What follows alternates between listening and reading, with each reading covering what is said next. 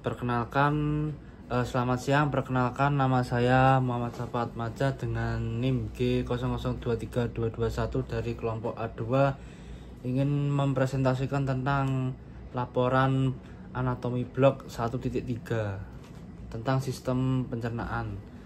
Untuk yang pertama itu untuk abdomen. Nah, regio abdomen itu ada 9, yaitu yang sini right hypochondriac region, ada epigastriac region, left hypochondriac region, lalu di sini ada right lumbar region, yang di tengah-tengah ini ada umbilical region dan left lumbar region. Untuk yang di kanan bawah ini ada right iliac region, yang di sini hypogastric region dan left iliac region. Untuk bagiannya ada 4, yaitu kanan atas, kiri atas, kanan bawah, dan kiri bawah. Lalu untuk regio abdomen itu ada 2, yaitu inferior umbilitus dan superior umbilitus. Untuk inferior tuh yang berada di atas pusar. Jadi di bagian superior umbilitus tuh fascia superficialis mungkin lebih tebal dan kuat karena melibatkan otot-otot perut bagian atas seperti otot rectus abdominis. Nah, struktur ini tuh memberikan dukungan ekstra di daerah ini karena pergerakan otot yang lebih intens di bagian perut atas.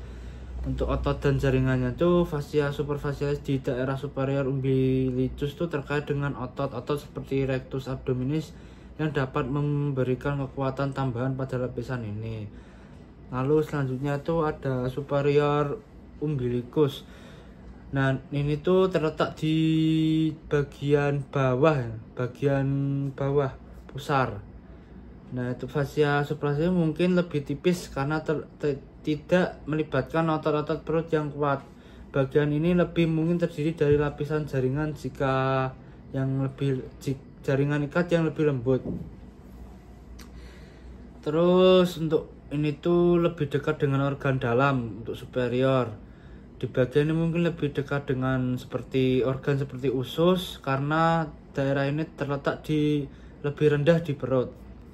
Lalu lanjutnya ada lapisan dinding abdomen, itu ada 2, yaitu anterolateral dan posterior. Untuk yang anterolateral itu lapisan dinding abdomen terdiri dari kulit, lapisan lemak subkutan, otot-otot anterolateral seperti musculus obliquus extremus, musculus obliquus internus, dan musculus transversus abdominis, serta fascia superficialis dan fascia membranosa. Terus untuk posterior itu lapisan posterior dinding abdomen terdiri dari otot-otot posterior seperti musculus iliopsoas dan musculus quadratus lumborum dan otot-otot belakang lainnya, serta fascia lumbalis dan tulang belakang. Untuk anterolateral itu bagiannya itu ada otot-otot perut seperti otot rectus abdominis, otot obliquus externus, otot obliquus internus, dan transversus abdominis yang membentuk lapisan-lapisan otot di perut. Terus di sini terus fascia pada bagian anterolateral itu meliputi fascia transversalis, fascia iliaca, dan otot-otot punggung seperti otot quadratus lumborum dan otot psoas mayor. Lalu di sini juga terdapat pembuluh darah, serta organ reproduksi pria terdiri dari penis dan skrotum, sementara kalau wanita itu terdiri dari gus reproduktor, kandung dan saluran reproduksi. Untuk masih di anterolateral itu, untuk jaringan pada bagian anterolateral itu meliputi jaringan ilopelvius, terus iliopsoralis, dan jaringan iliosinalis. Otot-otot punggung pada bagian anterolateral itu meliputi otot quadratus lumborum dan otot psoas mayor. Otot-otot pembuluh darah pada bagian anterolateral meliputi otot aorti iliacus lumbalis, terus ada arteria superficialis abdominis, terus otot-otot pengangkutan. Otot pengangkutan tuh otot yang membantu dalam mengangkat dan mengarahkan tubuh. Otot pengangkutan pada bagian anterolateral itu meliputi otot rectus abdominis, otot obliquus externus, terus otot obliquus internus, dan otot transversus abdominis. Terus tulang abdomen terdiri dari beberapa bagian seperti epigastриum, hipokondrium, dan umbilicus. Terus untuk peritoneum itu membran serosa yang mengelilingi tubuh dan terdiri dari peritoneum parietal yang melapisi dinding abdomen dan peritoneum yang menutup viscera seperti gaster dan intestium. Ligamen itu jaringan yang membantu mengikat subkutan dan melindungi organ-organ di dalamnya. Ligamen pada bagian anterolateral meliputi ligamen inguinalis, ligamen femoralis, dan ligamen transversalis. Otot pada bagian anterolateral itu meliputi otot ischiogastricus, iliohypogastricus, dan otot ilioinguinalis. Lalu saraf pada bagian anterolateral itu meliputi saraf iliohypogastricus, saraf iliopelvius, dan saraf psoas. Lalu selanjutnya posterior. Kalau di posterior ini terdiri dari yang paling luar tuh kulit. Terus selanjutnya ada fascia superficialis dorsi. Terus ada musculus, ada 4 lapisan. Ini ya. Terus ada fascia peritonealis. Ya, berada di sini. Lalu ada peritoneum parietale. Lalu untuk selanjutnya ini ada anatomi rectum proprium. Nah, definisi dari rectum proprium itu ialah bagian terakhir dari usus besar yang menghubungkan kolon sigmoid ke anus. Untuk letaknya itu berada di bagian pelvis dan berakhir di perineum. Untuk strukturnya itu terdiri dari lapisan mukosa, submukosa, muscularis, dan serosa. Struktur dari mukosa rectum itu memiliki lipatan-lipatan yang disebut plica recti dan recta. Submukosa itu mengandung pembuluh darah dan saraf. Muscularis terdiri dari lapisan otot longitudinal dan otot sphincter internal dan eksternal. Terus serosa itu melapisi bagian dari luar rektum. Terus untuk definisinya, definisi kanalis analis. Untuk definisinya tuh dia tuh bagian akhir dari usus besar yang mengandung kolon sigmoid ke anus. Itu sepanjang sekitar 2,5 cm hingga 4 cm dan duduk ke bawah dan ke belakang, dilapisi oleh 2 segmen, yaitu zona columaris atau bagian yang mengandung plica analis dan zona pecten atau bagian yang mengandung epitelium berakhir kadar. Nah, ini berikut dari gambar dari kanalis analis. Terus untuk strukturnya tuh yang pertama itu ada pactinate line. Itu zona yang memisahkan columaris dan zona pecten. Terus ada plica analis. Itu longitudinal fold atau pembengkakan mukosa. Terus ada anal columns atau kolom anal. Terdiri dari infolding mengandung membran dan beberapa otot. Lalu ada anal sinuses atau sinus anal. Dia tuh lubang hitam yang terbentuk di antara plica analis.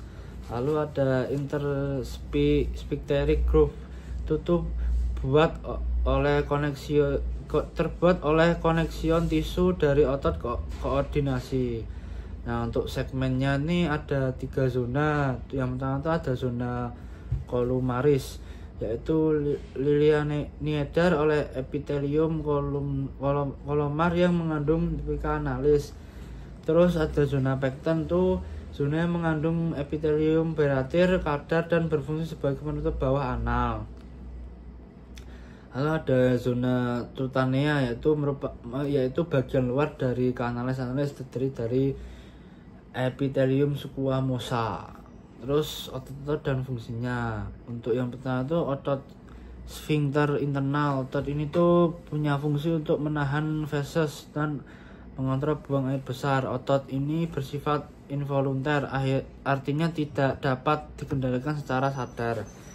Otot ini yang selanjutnya ada otot sphincter eksternal. Otot ini tuh berfungsi untuk membantu menahan feses dan mengontrol buang air besar. Serta otot ini bersifat volunter, artinya dapat dikendalikan secara sadar.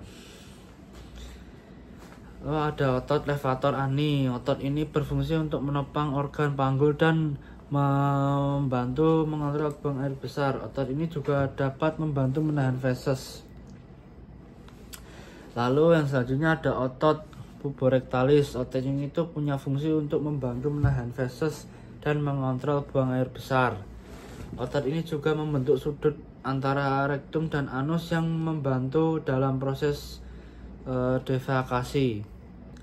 Pembagian otot dari orientasi dan serat. Untuk yang pertama adalah flat muscle atau otot datar. Otot datar tuh memiliki serat otot yang tersebar secara horizontal. Contoh dari otot ini tuh ada otot dada atau pectoralis mayor, otot perut atau rectus abdominis, dan otot temporalis di kepala. Otot datar cenderung memberikan kekuatan yang stabil dan luas serta berperan dalam menjaga postur tubuh. Dan selanjutnya ada vertical muscle atau otot tegak. Otot tegak itu memiliki serat otot yang tersebar secara vertikal. Contoh dari otot ini tuh otot quadriceps di paha, otot gastrocnemius di betis, dan otot trapezius di punggung. Otot tegak tuh cenderung memberikan kekuatan yang lebih fokus dan kuat, serta berperan dalam gerakan seperti melompat dan berlari. Lalu identifikasi otot skelet dan otot polos. Otot skelet itu terdiri dari 3, yaitu sphincter ani externus, levator ani, dan bulbus spongiusus. Untuk yang sphincter ani externus itu otot rangka yang membentuk bagian luar sphincter eksternal dan dapat dikendalikan secara sadar. Dia tuh untuk membantu mengontrol buang air besar. Lalu ada levator ani. Levator ani itu otot rangka yang membentuk bagian dari lapisan muscularis pelvis dan membantu dalam mengangkat dan menahan organ panggul. Lalu ada musculus bulbus spongiusus, itu otot rangka yang membentuk bagian dari lapisan muscularis pelvis dan membantu mengontrol aliran urin dan ejakulasi pada pria. Lalu otot polos itu ada 3, yaitu otot polos sirkuler, longitudinal, dan sphincter ani internus. Untuk yang sirkuler itu otot polos ini tuh terdapat di dalam lapisan muscularis mucosa, kanalis, analis, dan membantu dalam mengontrol pergerakan peristaltik pada saluran pencernaan. Lalu untuk yang longitudinal itu terdapat di dalam lapisan muskularis mucosa, kanalis, analis, dan membantu dalam mengontrol gerakan peristaltik pada saluran pencernaan. Terus yang sphincter ani internus itu terdapat dalam lapisan dalam sphincter ani internus dan membantu dalam mengontrol bukaan anus serta mengatur aliran feses. Struktur dan fungsi. Untuk strukturnya tuh dari saraf tuh untuk rektum menerima inervasi dari plexus saraf, termasuk plexus parasimpatis dan simpatis. Saraf-saraf itu berperan dalam mengatur kontraksi otot polos, sensasi, dan kontrol refleks. Terus buat pembuluh darah itu rektum ini diberi darah oleh arteri rectalis superior, arteri rectalis media, dan arteri rectalis inferior. Nah, pembuluh darah ini tuh penting untuk memastikan pasokan darah yang mencukupi dari jaringan rektum ke jaringan rektum. Untuk fungsi-fungsinya tuh saraf-saraf parasimpatis itu membantu mengatur pencernaan dan mengontrol kontraksi otot polos di dinding rektum. Saraf-saraf simpatis itu membantu mengontrol aliran darah ke rektum dan mengontrol fungsi sphincter anus. Lalu pembuluh darah memastikan pasokan oksigen dan nutrisi yang mencukupi ke jaringan rektum. Lanjut untuk neurovaskulisasi dari fungsi saraf dan pembuluh darah di bagian anus. Saraf-saraf di sekitar anus itu berperan dalam menyampaikan sensasi nyeri, tekanan, dan perasaan pada daerah sekitar anus. Mereka juga terlibat dalam mekanisme refleks yang mengatur buang air besar dan mengontrol sphincter anus. Pembuluh darah vena di sekitar anus penting dalam memastikan aliran darah yang kuat ke daerah tersebut. Namun pelebaran atau peradangan pada pembuluh darah ini dapat menyebabkan wasir atau ambeien. Struktur saraf di bagian anus. Plexus hemorrhoidalis inferior itu merupakan plexus saraf yang terletak di sekitar anus dan berperan dalam menyampaikan sensasi nyeri dan perasaan pada daerah sekitar anus.